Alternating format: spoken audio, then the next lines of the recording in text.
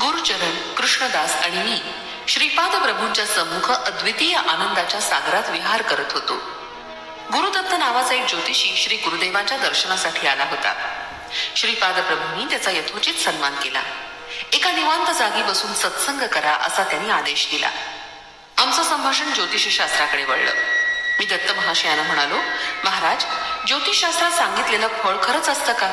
फळात बदल करता येतो का? मानव जीवनातील पूर्व कर्म निर्देशित असतात.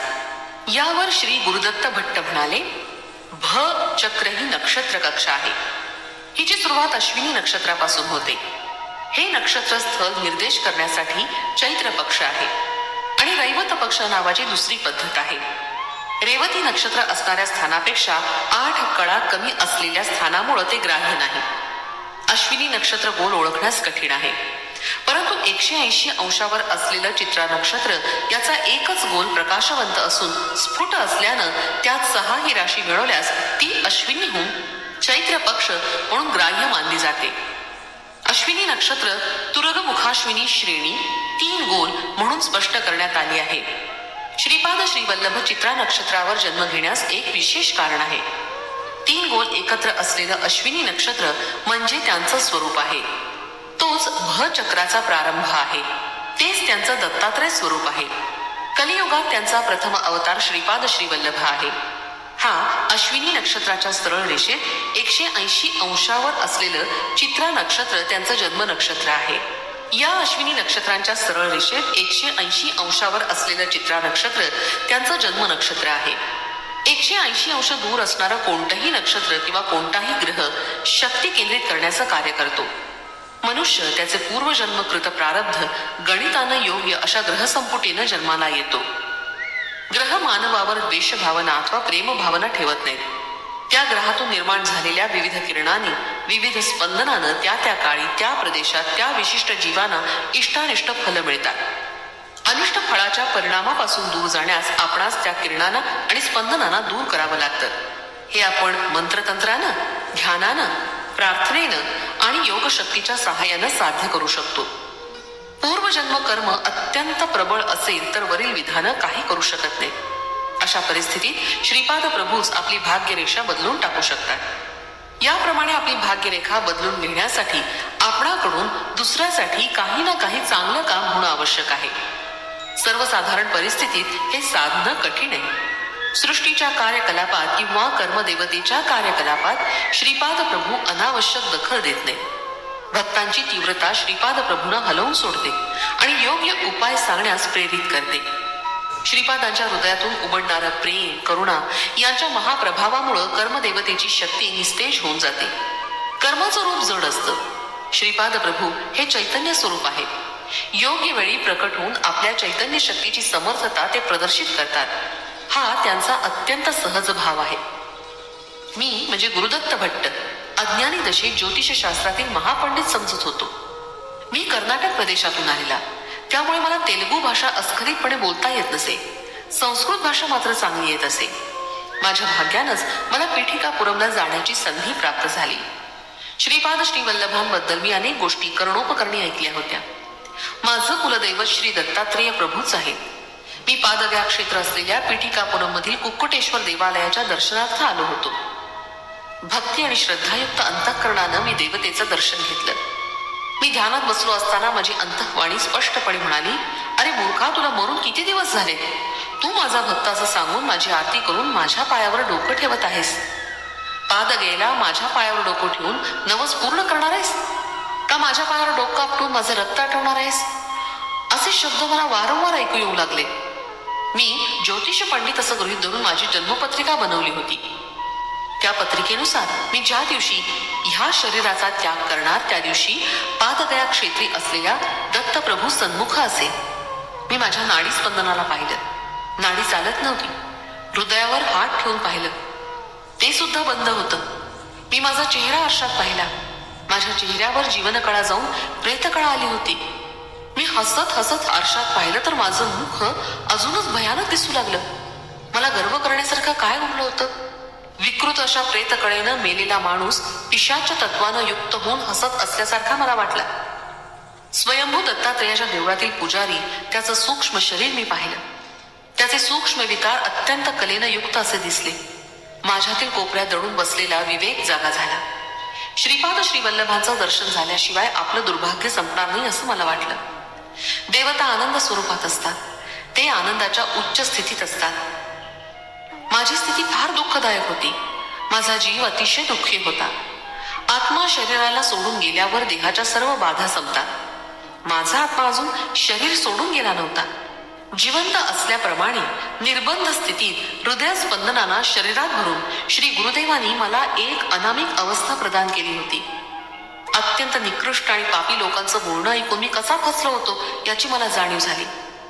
पाषाण रूपातील स्वयंभू दत्तात्रेयाच्या मूर्तीनं घंडीकोट यांच्या घरी जन्म घेतला होता. पाषाणाच्या मूर्तीला नाडीस्पंदन हृदयस्पंदन कुठं असतं? श्रीपादांना नाडीस्पंदन आणि हृदयस्पंदन आहे ना. महालया अमावस्येच्या दिवशी पितृदेवतांचा परम पवित्र दिवस असतो. त्या दिवशी कोणीतरी अवधूत येऊन भिक्षा स्वीकारून जातो. तेच दत्तात्रेय असतात असं तेथील लोकांचं मत आहे. श्रीपाद महाप्रभूच मल्हादींच्या मेहुण्यांच्या रूपात जन्मास आले हे केवढं आश्चर्य! काय ही वंचना! असं निकृष्ट बोल ऐकून मी स्तब्धच झालो. त्या निकृष्ट व्यक्तीचे बोलणे यथार्थ समजून मी रत्नतुल्य श्रीपाद प्रभूंना अंतरलो असा मला मनापासून पश्चाताप झाला. मी तत्काळ श्रीपाद प्रभूंच्या घरी धावतच गेलो. 10 वर्षाचं वय असलेले श्रीपाद प्रभू अंगणात आले. ते गुरुदत्त भट्टाला पाहून म्हणाले, ये रे ये मूर्खा, जिवंत असल्याचं नाटक करतोस? मृतवत असलेल्या तुझ्यासारख्या मानवरूप पिशाचाला सद्गती माझ्या कृपेनंच प्राप्त होऊ शकते. तुम्ही केलेल्या दुष्कृत्यामुळं रौरवादी नरकाच्या यातना भोगीत असलेल्या तुमच्या पितरांना सद्गती मिळावी म्हणून अवधूत वेशधारी होऊन महालया अमावस्येच्या पवित्र देवी भिक्षा मागण्यास आलेला मी कोण हे तू जाणतोस का? ते दत्तात्रेय कोण ते माहिती आहे का? ते दत्तात्रेय म्हणजे मीच आहे. त्यांचं नुसतं नाव घेतलं तरी राक्षस पिशाच गण थरथर कापू लागतात. ते दत्तात्रेय मीच आहे. तुझं मी दगडी शिळेत रूपांतर करू शकतो, तुला उपाशी ठेवू शकतो आणि तुझे प्राण सुद्धा घेऊ शकतो. तू जिवंत असल्याप्रमाणे दिसत असलास तरी मृतवतच आहे. तू जिवंत असल्याचं नाटक करू शकतोस. मी दत्त आहे की नाही याचा विचार आपण नंतर करू. प्रथम तू तुझ्याविषयी सांग. हे ऐकून मी गर्भगडीत झालो आणि माझा थरकाप उडाला. इतक्यात सुमती महाराणी अंगणात आल्या आणि त्या म्हणाल्या, कृष्णा, कन्हैया, हा प्रेतकळा असलेला अघोरी माणूस कोण आहे? तू आत ये पाहू, तुझी दृष्ट काढते. यावर श्रीपाद म्हणाले, माते, हा अजून अघोरी झालेला नाही, परंतु याचा पुढचा जन्म शवाना नेणाऱ्यांचा येणार आहे. त्या जन्मापूर्वी तो माझ्या दर्शनाला आला आहे. आपल्या घरी उरलेला भात याला खाण्यास दे. श्रीपाद प्रभूंच्या मातेनं शिल्लक ठेवलेला भात आणून दिला. श्रीपादांनी तो गुरुदत्त भट्टास दिला आणि जेवून लवकर निघून जाण्यास सांगितलं. गुरुदत्त भट्टानं तो भात घेऊन कुक्कुटेश्वराच्या मंदिराच्या समोरील मोकळ्या जागेत बसून खाल्ला. तो खाताच त्याची दुरावस्था नाहीशी झाली. तो पुन्हा श्रीपाद प्रभूंच्या दर्शनाला गेला. तेव्हा श्रेष्ठी श्रीपादांना घेऊन दुकानात गेले होते. श्रीपाद प्रभू पैसे मोजून तिजोरीत ठेवत होते. श्रेष्ठी स्वतः तांदूळ ज्वारी मोजून ग्राहकांना देत होते. तेव्हा श्रीपादांनी श्रेष्ठीला विचारलं, आजोबा, आज दशमी आहे, बाबांना किती दक्षिणा देणार? तेव्हा श्रेष्ठी म्हणाले, आपणा दोघात काही भेद नाही. तुला जे हवं असेल ते तू घेऊ शकतोस. तुला हवं असलेलं तू घे आणि मला हवं असलेलं तू मला दे.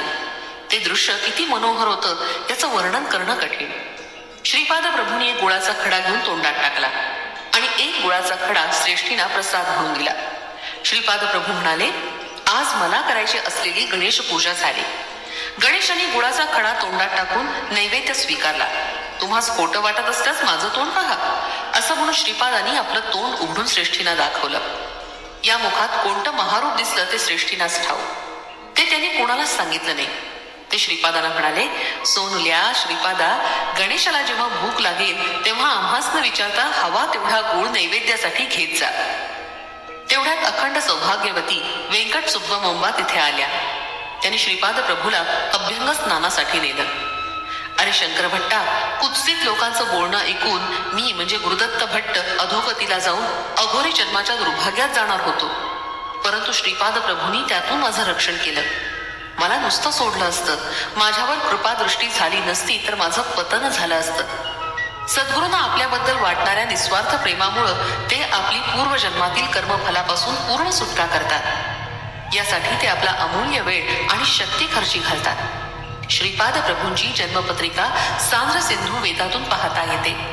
श्रीपाद प्रभूंच्या घरी तेलुगू भाषेबरोबरच संस्कृत भाषा सुद्धा बोलली जात असे.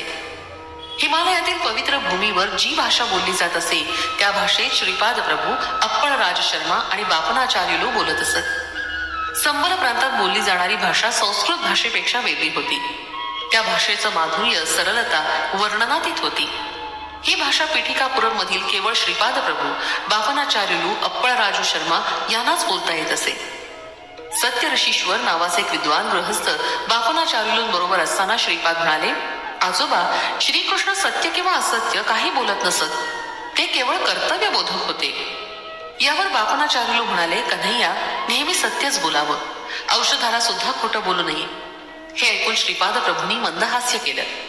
त्या दिवशी बापनाचार्युलूंच्या घरी व्यंकट सुब्बय्या श्रेष्ठी आले होते. त्यांची एक आंतरिक इच्छा होती की बापनाचार्युलूंनी त्यांच्या घरी जेवण करून दक्षिणा स्वीकारावी. हा दिवस परम पवित्र महालया पक्षातील एक दिवस असावा, ज्यांचेमुळे त्यांचे पितृदेव संतोष पावतील. ही इच्छा बापनाचार्युलू पूर्ण करतील का नाही याबद्दल त्यांना शंका होती. त्यामुळे श्रेष्ठींनी श्रीपादांच्या समोर नतमस्तक होऊन बापनाचार्युलूंच्या समोर आपली इच्छा प्रकट केली. बापनाचार्युलूंनी महालय पक्षात श्रेष्ठींच्या घरी जाऊन जेवण करून दक्षिणा स्वीकारण्याची अनुमती दिली. या संमतीनं श्रेष्ठींच्या आनंदाला पारावार नव्हता. श्रीपाद प्रभू बहुचमत्कारी होते.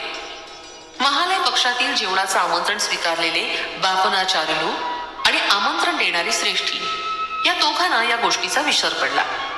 महालया अमावस्येचा मध्यान्ह समय आला. श्रेष्ठी बापनाचार्युलूंच्या घरी आले. श्रीपाद मंदहास्य करून म्हणाले, आजोबा, वाग्दान करू नये, केल्यास त्याप्रमाणे नक्की वागावं. वाग्दान करून ते विसरणं महापाप आहे. तुम्हा दोघांना मी त्याची आठवण करून देतो. त्यावेळी श्रेष्ठी आणि बापनाचार्युलू दोघांनाही आपली चूक लक्षात आली. जीवाला समज कशी द्यायची आणि विस्मृती कशी घालवायची या दोन्ही कला श्रीपादांना उत्तम रीतीने अवगत होत्या. ते सर्व बाबतीत समर्थ होते. त्या दोघांना सावध करून ते म्हणाले, तुम्हाला विस्मृती देण्याचा माझा एक हेतू आहे. प्रत्येक मानवात मी मी करणारं एक चैतन्य रूप आहे. जीव आपल्या मात्या पित्यांकडून नुसतं शरीरच नाही, तर मी असं चैतन्य रूप सुद्धा ग्रहण करतो. या मी अशा चैतन्याला विश्व प्रणालिकेत पार पाडण्यासाठी कोणत्या ना कोणत्या जबाबदारीचं कर्म असतंच. पित्याकडून मुलाला, मुलाकडून त्याच्या मुलाला असं परंपरागत बंधन प्रत्येकाला असतं. गृहस्थाश्रम सोडून संन्यासाश्रम स्वीकारल्यानंतरच या कर्मबंधनापासून सुटका होते. आज केलेलं वाग्दान परिमित होऊन नामस्वरूपात्मक असलेल्या या जन्मानंतर तुमच्या दोघातच संपणार आहे असं नाही. हे बृहदाकार स्वरूपात असलेल्या मीच्या चैतन्यात बदलल्यामुळे कोणत्या तरी एका देशात, कोणत्या तरी एका काळात बापनाचार्युलू वंशाची एखादी व्यक्ती श्रेष्ठी वंशातील कोणत्या तरी एका व्यक्तीच्या घरी महालय पक्षातील भोजन करून दक्षिणा स्वीकार करेल. ते केव्हा, कसं, कशा प्रकारे ते मला विचारू नका, कारण कर्मस्वरूप फारच संदिग्धमय असतं, सूक्ष्ममयी असतं. काही काही कर्मात भौतिक काल, योग काल असा वेगवेगळा असतो. भौतिक कालरित्या महालय पक्षातील हे कर्म करूनच संपवावं लागतं. योग्य काळ नसेल तर ते कर्म लांबणीवर पडतं. यावर मी म्हणजे शंकर भट्ट म्हणालो, अरे गुरुदत्त भट्टा, भौतिक काळ आणि योग काळ म्हणजे काय ते मला विवरण करून सांग. श्री गुरुदत्त भट्ट महोदय म्हणाले, भौतिक काळ, भौतिक देश, मानसिक काळ, मानसिक दशा, तसंच योग काळ आणि योग देश यांचं 6 ते 10 वर्षापर्यंत वय असतं.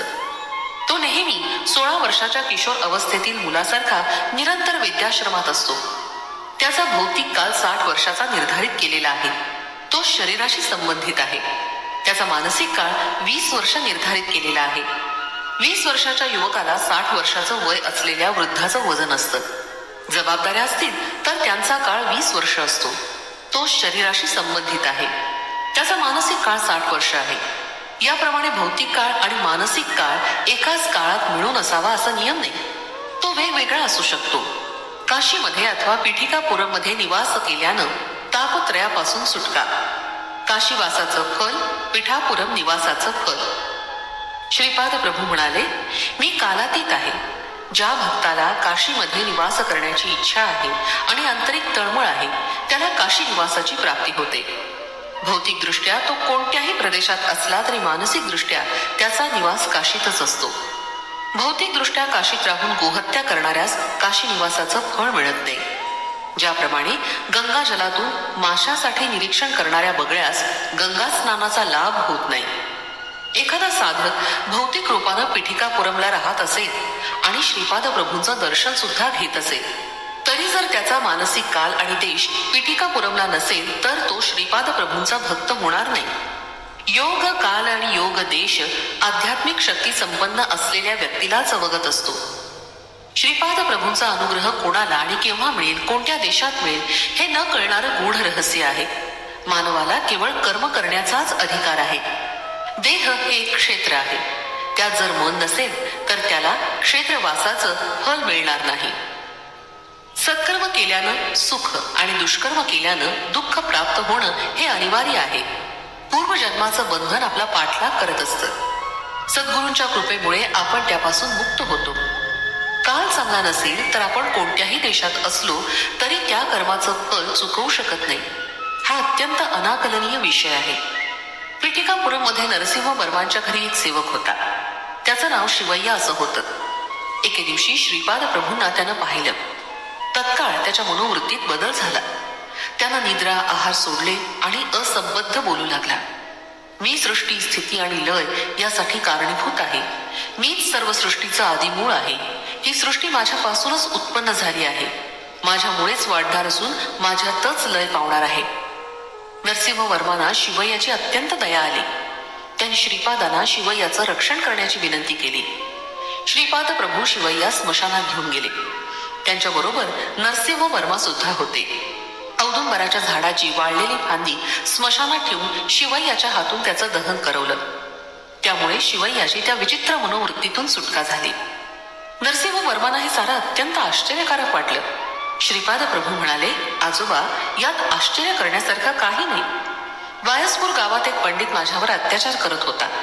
तो वारंवार असं म्हणे की वेद स्वरूप असलेला परमेश्वर कुठं आणि हा लहान वयाचा श्रीपाद कुठं. तो सृष्टी स्थिती लय याचा कारक आहे म्हणे. तो आदिमूल आहे म्हणे. हे सारं खोटं आहे. थोड्याच दिवसात तो पंडित मरण पावला आणि आपल्या कृत्यामुळे ब्रह्मराक्षस झाला. एका जन्मी हा शिवय्या त्या पंडिताचा अल्पऋणी होता. मी योगकाल कल्पून स्मशानात योगदेश निर्माण करून योग कर्माच्या योगानं वाढलेल्या काडीचं दहन करून त्या ब्रह्मराक्षस तत्वातून पंडिताची सुटका केली. आपल्या शिवय्याची त्या ब्रह्मराक्षसाच्या पंजातून सुटका केली. हरिशंकर भट्टा पिठिकापुरम क्षेत्री अवतरलेले हे महातेजस्वी आणि धर्मज्योती श्रीपाद प्रभू कुरुखड्डीस येऊन त्यांनी या क्षेत्रास पवित्र केलं. श्रीपाद प्रभूंच्या महासंकल्पानं ग्रहांचं फलित ठरवलं जातं. कोणत्याही प्रकारच्या ज्योतिष फलानं निर्धारित केलेले भौतिक काळ आणि भौतिक नियम नसतात. ते योगकाल पाहून, योगदेश पाहून यांचा निर्णय होतो. श्रीपादांनी अनुग्रहित केलेलं प्रारब्ध कर्म मरण चुकवू शकतं. श्रीपादांनी कल्पना केलेल्या ज्योतिषशास्त्रानुसार 1000 वर्षानंतर घडणाऱ्या घटना ते आताच घडवू शकतात, म्हणून योगकाल तेच ठरवतात. दूर घडणारी घटना सुद्धा ते आपल्या जवळ घडवू शकतात, म्हणून योग दशेचा निर्णय सुद्धा ते करू शकतात. संघटना सर्व देशकालात ते घडवू शकतात. श्रीपादांना देशकाल त्यांच्या इच्छेप्रमाणे बदलता येतो. एकदा श्रेष्ठींच्या देवांना नारळ फोडताना स्वतः श्रीपादांनी तो नारळ फोडला. त्या नारळाचे त्यांनी तुकडे तुकडे केले. श्रीपाद म्हणाले, आजोबा, आज तुमचा मरणयोग होता, परंतु मी नारळाचे तुकडे करून तो टाळला. सायं संध्येची वेळ झाली.